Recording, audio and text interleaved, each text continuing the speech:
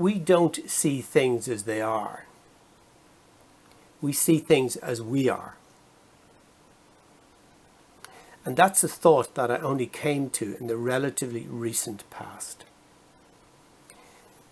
This is how I came to it, and this is the structure of the speech. I want to talk about when I was originally diagnosed with multiple sclerosis 13 years ago, and how I thought about it, how that changed, and how I think about it now.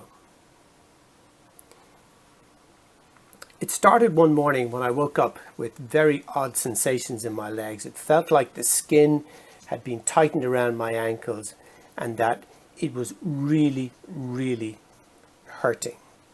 I also had odd sensations in my fingertips.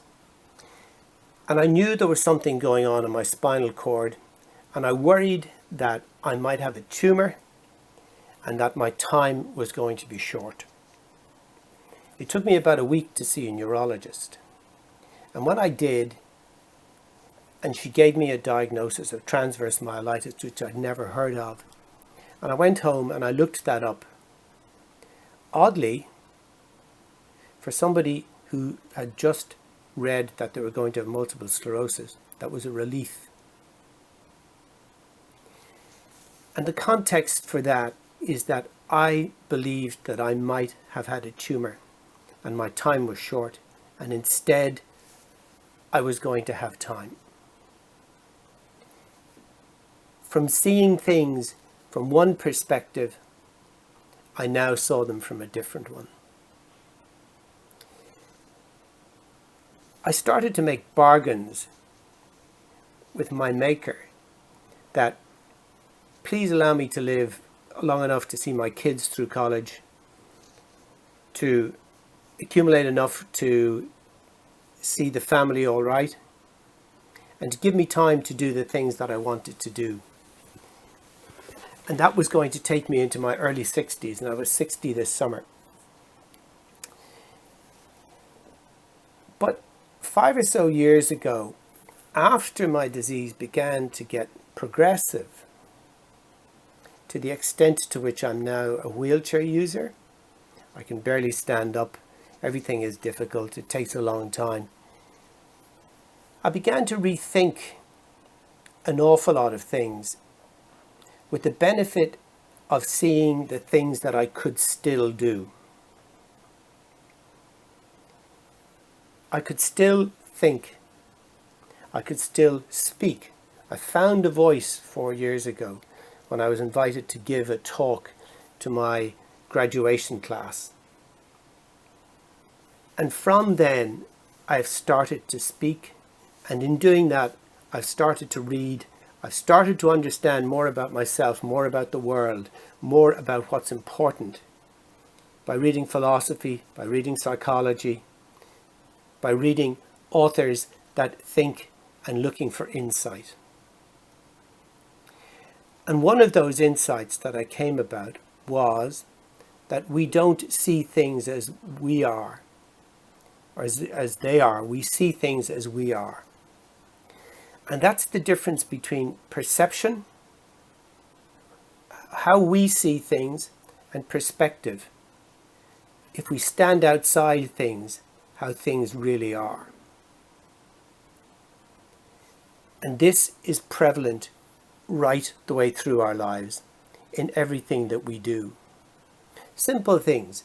When you buy a car, the car is the thing that you want to have. The new car, it is fantastic for a while, but give it a year, you don't see it the same way. Our perception of it has changed, even though it's the same car. When we're hungry, we see the need to eat. When we're not hungry, we don't.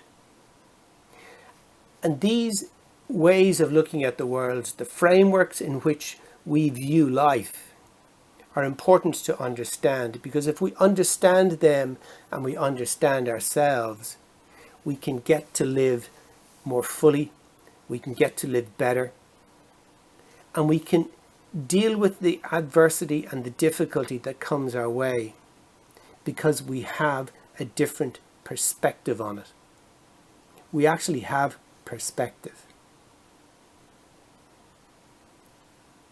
This is something that I only understood relatively recently. I no longer have that bargain because I realized after a trip to San Francisco in 2014 to see a neurologist to ask him what was my diagnosis going to be or my prognosis going to be. And having traveled halfway across the world, he said to me, "You have a progressive disease, and progressive diseases progress." I thought, that's pretty poor value for money. But when I thought about that when I went home, I realized that he had spared me the tyranny of a prognosis.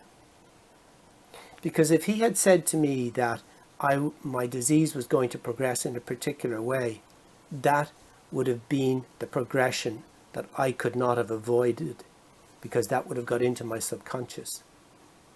That would have pervaded everything I did. That would have primed me to a particular way of thinking.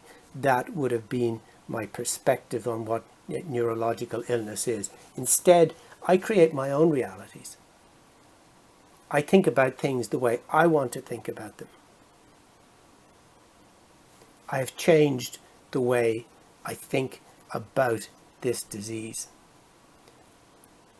And this has been important for me because it has released me from the victimhood